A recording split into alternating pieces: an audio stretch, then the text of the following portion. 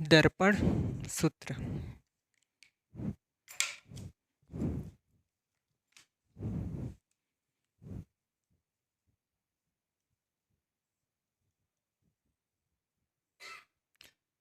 देखो दर्पण सूत्र होता क्या है, 1/u plus 1/v equal to 1/f।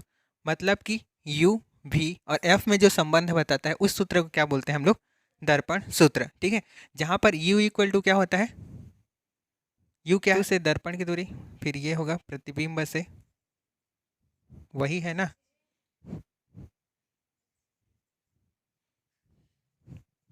अलग है क्या दोनों, प्रतिबिंब से दर्पण की दूरी, ये होता है फोकस दूरी। ठीक, पहले देखते हैं किसका, अवतल दर्पण के लिए। तो एक अवतल दर्पण बना लो, ये उस अवतल दर्पण के क्या है, मुख्य अक्ष है।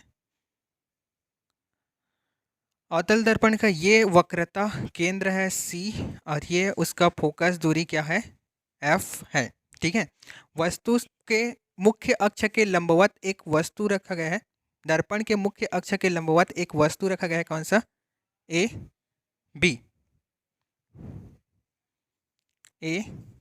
बी रखा गया है। ठीक है, और वस्तु से एक किरण इसके वक्रता केंद्र से होकर जाता है दर्पण में और क्या होता है, आपतित होता है। ठीक है, तो वक्रता केंद्र से होकर जाने वाली जो किरण होती है वो परावर्तन के पश्चात कहाँ पर जाती है, उसी दिशा में। ठीक है, एक जो है वो उसके यहाँ पर है, उसका पी मतलब ध्रुव है। ठीक है, एक किरण जो है वो उसके पी पर आपतित होता है, कहाँ पर, पी पर। ठीक है, तो पी पर जो आपतित होता है वो किस नियम का पालन करता है, परावर्तन के नियम का पालन करता है। ठीक है, इसको थोड़ा सा ऐसे मत करो,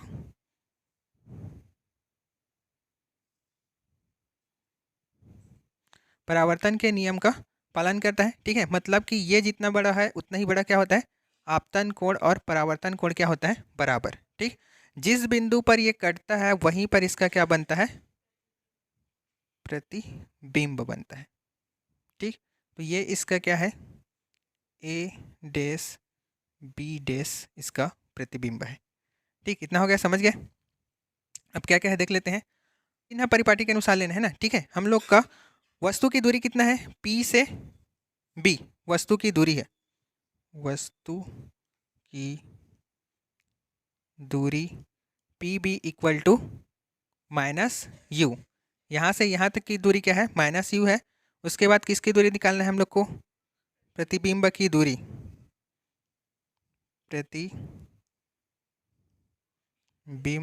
प्रतिबिंब की दूरी जो है वो कितना है, माइनस यू माइनस वी होगा। ठीक, और क्या बचा, फोकस दूरी कितना होगा, फोकस दूरी को हम लोग मान लेते हैं माइनस एफ। ठीक है, वक्रता त्रिज्या, अच्छा इसमें उसको भी लिखना है ना हम लोग को, कौन सा फोकस दूरी है, कौन सा क्या है, सबको लिखना पड़ेगा। तो ये वस्तु प्रतिबिंबक दूरी क्या है, पी बी डैश है। ठीक है, फोकस दूरी क्या होगा, पी एफ होगा। ठीक, और वक्रता त्रिज्या कितना होगा, पी सी होगा, ये क्या है, माइनस आर। इतना समझ गए। अब जो वक्रता त्रिज्या होता है, फोकस दूरी उसका कितना होता है, आधा। ठीक है, तो माइनस आर इक्वल टू क्या हो जाएगा, माइनस एफ टू हो जाएगा। ठीक है, जहाँ पर आर रहेगा उसकी जगह हम लोग क्या लिख सकते हैं, माइनस एफ टू लिख सकते हैं। ठीक, इतना हो गया। अब देखो कौन कौन सा त्रिभुज लेना है, एक त्रिभुज लेना है ए बी सी।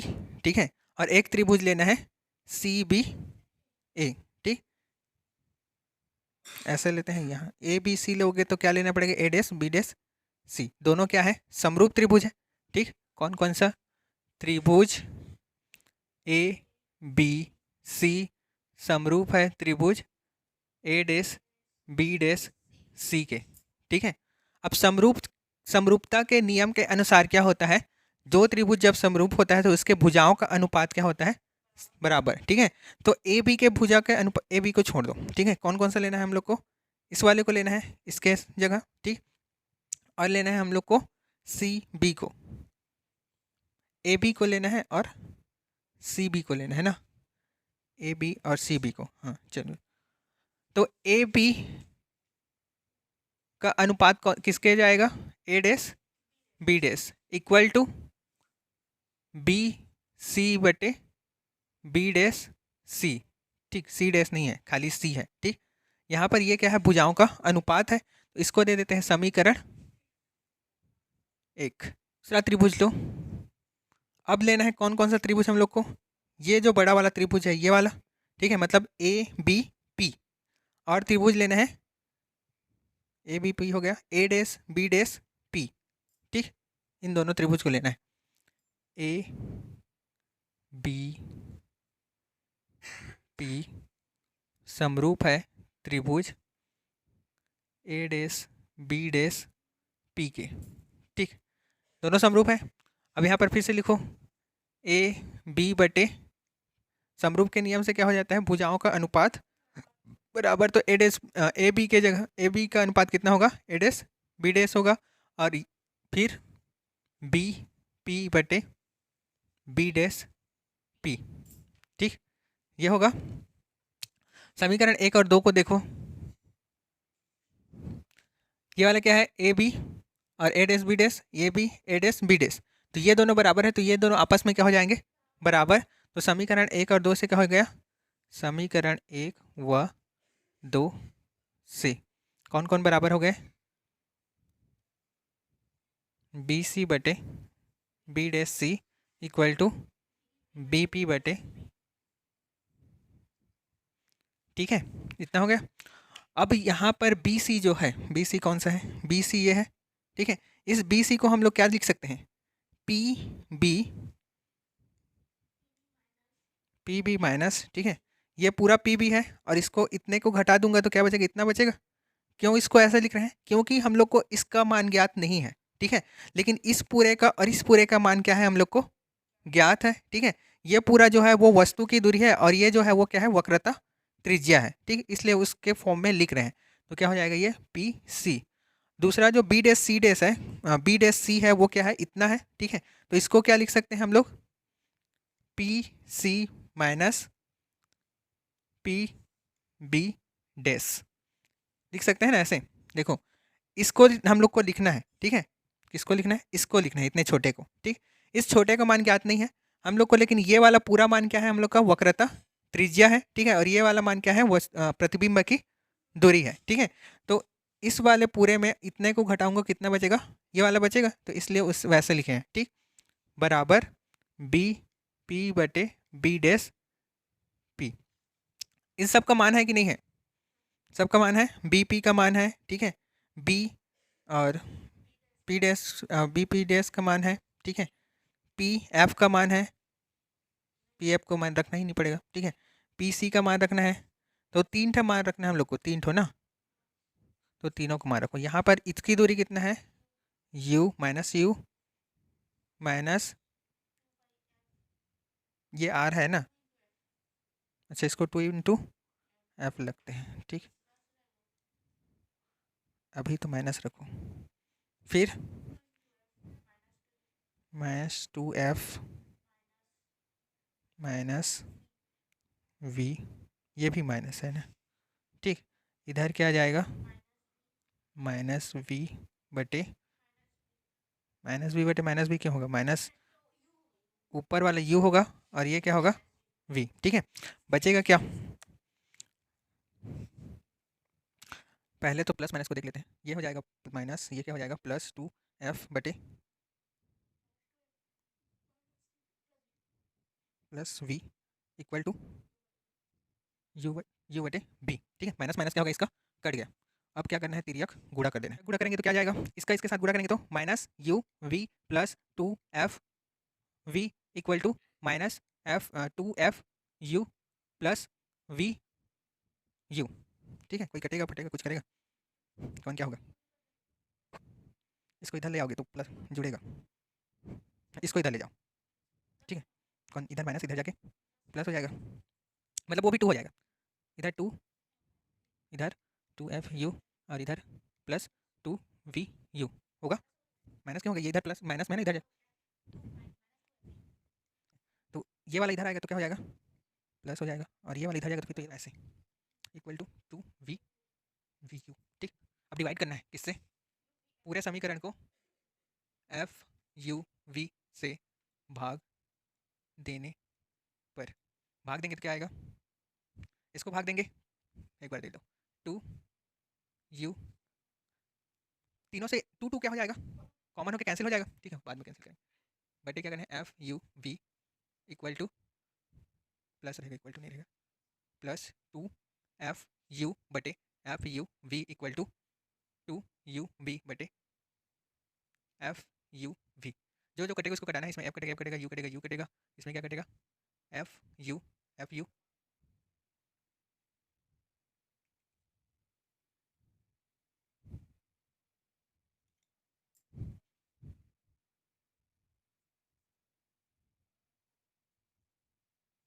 ऐसे होगा, ठीक। अब इसका f बचेगा, ये हुआ, ठीक। सारे 2 क्या हो जाएंगे, आपस में कट जाएंगे, ठीक। तो बचा क्या है यहाँ पर 1/u plus 1/v equal to 1/f, और यही क्या है हम लोग का दर्पण का सूत्र है, ठीक। इसी को प्रूव करना था, समझ गए, समझे कि नहीं, कहाँ से स्टार्ट करना है, ये दो, इसको लेना आ गया ना, कौन सा त्रिभुज को, फिर बन जाएगा, ठीक है। एक त्रिभुज इसको लेना है हम लोग को, मतलब कि एक तो जो वस्तु द्वारा त्रिभुज बन रहा है वक्रता केंद्र के साथ, उसको लेना है, एक तो लेना है हम लोग को प्रतिबिंब का वक्रता केंद्र से बन रहा है वो वाला, ठीक है, दोनों को समरूप है, ठीक है, समरूप है तो भुजा क्या हो जाएगा, भुजा का अनुपात समान, ठीक है। तो ये वाला भुजा ये वाले का, ये वाला भुजा इसका, ठीक है, एक तो निकल गया। दूसरा लेना है हम लोग को इसके साथ, किसके साथ, पी के साथ, तो पी के साथ ये वाला त्रिभुज और पी के साथ प्रतिबिंब का त्रिभुज, दोनों को समरूप रूप करना है, ठीक है। समरूप होगा तो समरूप है इसलिए क्या हो जाएगा, भुजाओं का अनुपात समान, तो समीकरण 1 और 2 से ये क्या हो जाएगा, समान। फिर हम लोग को यहाँ पर देखना है कि कौन किसके लिए लिख सकते हैं, और मान को रख दोगे तो फिर आ जाएगा, ठीक, समझ गए। देखो, रैखिक आवर्धन, समतल दर्पण अगर रहता है, ठीक है, तो जो प्रतिबिंब होता है वो वस्तु के क्या होता है, बराबर बनता है।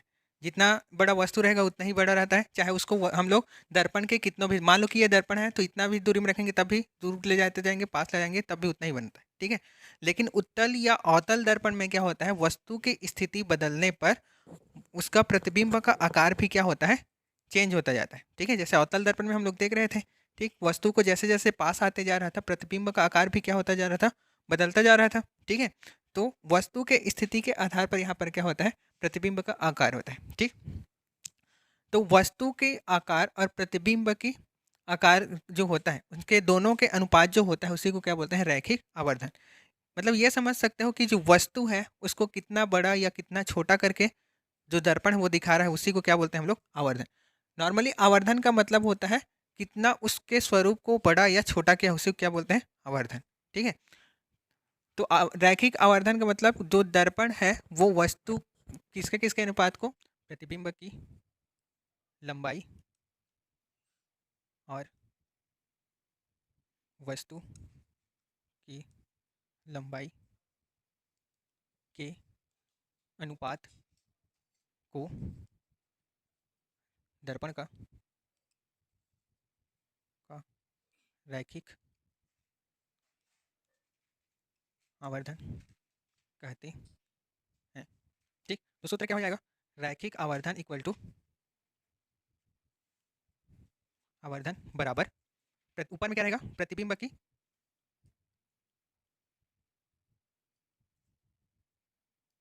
लंबाई बटे नीचे में क्या रहेगा, वस्तु की लंबाई, ठीक। मान लो हम लोग वस्तु की लंबाई को, आई जो है वो किसके लिए होता है, प्रतिबिंब के लिए होता है, और वो जो होता है वो ऑब्जेक्ट वस्तु के लिए होता है, ठीक है। तो आई बाई ओ होता है दोनों के लिए, ठीक।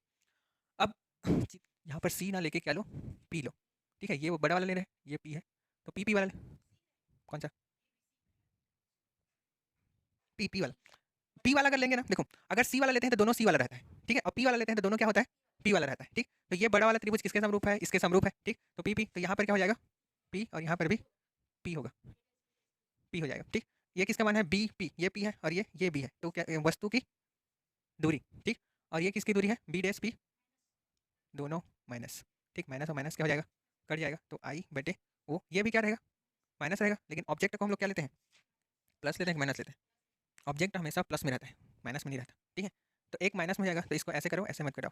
हम लोग ऐसे घटाते हैं, एक तो इसका माइनस है, एक तो इसका माइनस घटाते हैं, ठीक है। तो आंसर जो आएगा वो किसका आएगा, u बाई माइनस वी, ठीक है। और ये किसके बराबर होता है, m के बराबर होता है, ठीक। सेम हम लोग किसके लिए ले सकते हैं, इसी प्रकार उसमें भी होगा a डैश b डैश बटे ए बी बटे A dash B dash equal to B बटे बी पी बटे बी डैश पी, ठीक। लेकिन इसमें जो मान रहेगा वो क्या किस में रहेगा, प्लस में रहेगा, रहेगा कि नहीं रहेगा। अवतल दर्पण के लिए किसके में रहेगा, प्लस में रहेगा, सब कुछ रहेगा प्लस में, कि कौन एक तो प्लस माइनस में रहेगा, यू माइनस में रहेगा, बाकी सब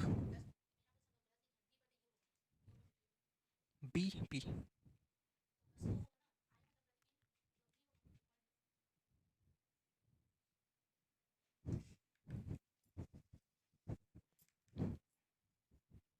ए बी क्या है, वस्तु है, तो वस्तु के क्या माने हम लोग, ओ माने इसको आई, ठीक है। ये आई, ये इसको काटे हैं, इसको पलट दो तो क्या हो जाएगा, आई बटे ओ। तो ये भी क्या हो जाएगा, वी बटे यू हो जाएगा, ठीक है। और ये भी क्या हो जाएगा, वी बटे यू, ठीक। इसमें भी पलटना पड़ेगा ना, ऊपर में क्या रहेगा ओ, नीचे में क्या रहेगा आई, ठीक है।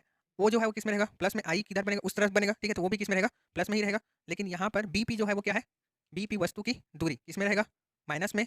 और ये किस में रहेगा हम लोग का, प्लस में रहेगा, ठीक। इसको पलटना पड़ेगा तो आई बटे क्या हो जाएगा ओ, तो ये भी क्या हो जाएगा वी बटे यू माइनस में, ठीक। और ये किसके बराबर है, एम के बराबर है। एम मतलब कि आवर्धन क्षमता, ठीक है। मतलब इसको क्या निकालने जा रहे हो, अगर हम लोग की वस्तु की लंबाई और प्रतिबिंब की लंबाई नहीं दिया है, क्या दिया है हम लोग को, वस्तु की दूरी और प्रतिबिंब की दूरी दिया है, तब भी हम लोग उसका क्या निकाल सकते हैं, आवर्धन क्षमता निकाल सकते हैं, ठीक है। हम लोग इसके द्वारा तो निकाल सकते हैं, आई और ओ के द्वारा तो निकाल ही सकते हैं, ठीक। मतलब कि अगर दोनों की लंबाई है तब तो ज्ञात कर ही सकते हैं। लेकिन अगर हम लोग कंडीशन दिया है कि ये दोनों का मान ना देके किसका दिया है, दोनों की दूरी दिया है, तो उस कंडीशन में भी हम लोग क्या निकाल सकते हैं, आवर्धन क्षमता का मान निकाल सकते हैं, ठीक। समझ गया इतना। ये वाला अवतल के लिए है, कहीं पर लिखोगे, नीचे लिखा हूँ। ये अवतल के लिए है और ये किसके लिए है, उत्तल के लिए है,